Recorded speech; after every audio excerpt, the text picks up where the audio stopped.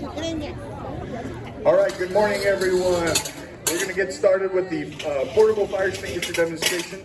We're going to get started with a little bit of information about portable fire extinguishers. The portable fire extinguishers that you mostly are probably acquainted with are the portable fire extinguishers that you see in commercial businesses. If any of you guys live in multifamily residential complexes like condominiums or apartment complexes, you'll see these in the common areas. All these portable fire extinguishers will have a gauge on them. On the gauge, you want to make sure they're always in the green. These are what's called an ABC fire extinguisher. ABC stands for the types of fires that it put out. It will put out Class A fires, which are wood, paper, trash, normal combustibles that you'd find in an office or a home environment. Class B fires are fires that you would encounter with flammable liquids. Flammable liquids, grease, oil, gasoline, that sort of thing. And Class C, lastly, are fires that are energized or electrical fires that are still plugged in and being supplied with electricity. A common one is microwave ovens.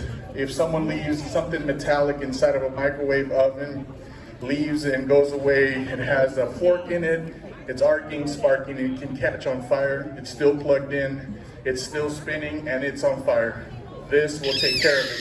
Inside your portable fire extinguisher is sodium bicarbonate. The normal or the common name is baking soda. It's under pressure with either CO2 or nitrogen, and it will put out fires very, very effectively. Okay? If you guys can remember the acronym PASS, P-A-S-S, that's the easiest way to remember. You want to, first of all, pull the pin. All these portable fire extinguishers will have a tamper plastic retainer clip. Okay, this little plastic thing, the easiest thing to do is twist the pin as you're pulling it out. It'll snap it off, and it'll set it off, and then you'll be ready to go. So you want to pull the pin. You want to aim at the base of the fire.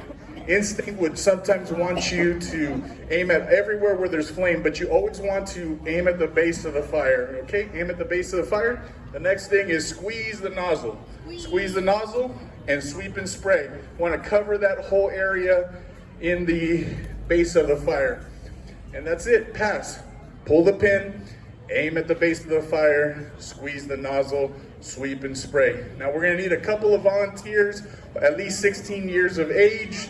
Is there anyone who wants to try it out? Okay, 16 years of age. Okay, we got someone over here. Come on over. Excellent.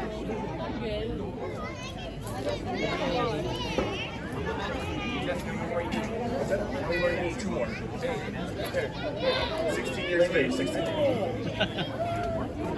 Good morning. What's your name? Amelie. Amelie, we're going to pretend today that we have a small, very, very small trash can fire right next to this vehicle. These portable fire extinguishers are for small fires. We always want to call 911 when we're using a portable fire extinguisher. So we want to call someone in the crowd whose name we know. Hey, call 911. I'm about to put this fire out, okay? If the portable fire extinguisher doesn't actually take it 100%, first responders are already on their way, and we want to make sure we get that taken care of. Okay, Amelie, we're going to light this fire. You're going to pull the pin, aim at the base of the fire, squeeze the nozzle, sweep and spray. We're going to light that fire. Are you ready? She is ready. You can do it! Okay, Amelie, select someone to call 911 for you. Anyone, all right. They want to call 911, go for it. She's gonna pull, all right, perfect. Pull the pin. She's gonna aim at the base of the fire. She's gonna squeeze the nozzle. Squeeze it. Gonna sweep and spray it, the entire thing. Very good, excellent, very good. Okay, perfect, thank you very much. Can we get another volunteer, All right, right there in the front.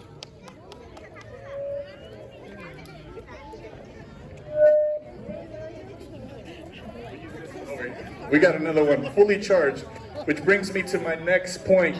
If you guys ever use your portable fire extinguisher at home, in the business, or anywhere at work, or anywhere else, once you use it once, you want to have it reserviced, refilled, and recharged. Who do we have here today? Courtney, that's my brother, Andrew. Awesome, family member here. Great. All right, Courtney, you ready? We have two Andrews. Andrew Ziplin, Nicholson. The one right behind. All right. And she remembers. PASS. Pull the pin. Twist that tab. Break that tamper thing.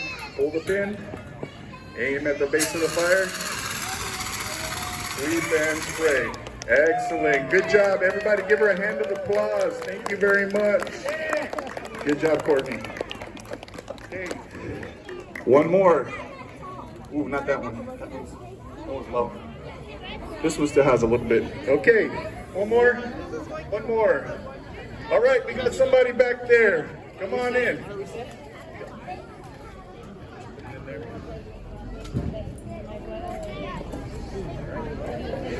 Perfect. What's your name, sir? Chris. We got Chris. He's going to do it again. All right, perfect. Once again. Pass. Pull the pin, aim at the base of the fire, sweep, or squeeze the trigger, and sweep and spray. Chris, who's going to call 911 for you? Daisy. All right, Daisy, call 911. Chris is going to handle this fire. Yeah, good Chris. All right, Alhambra's on its way. Go for it. He pulled the pin. Squeeze the nozzle. He's sweeping and he's spraying. All right, he aimed at the base of the fire perfectly. Everybody give him a hand of applause. Thank you very much. Thank you very much, everybody. According to NFPA, National Fire Protection Association, people that do a training just like what we did right now are twice as likely to put out a fire and put out twice as much fire than someone who's never had a training like this today. So thank you guys very much for coming out. Have a wonderful rest of your day.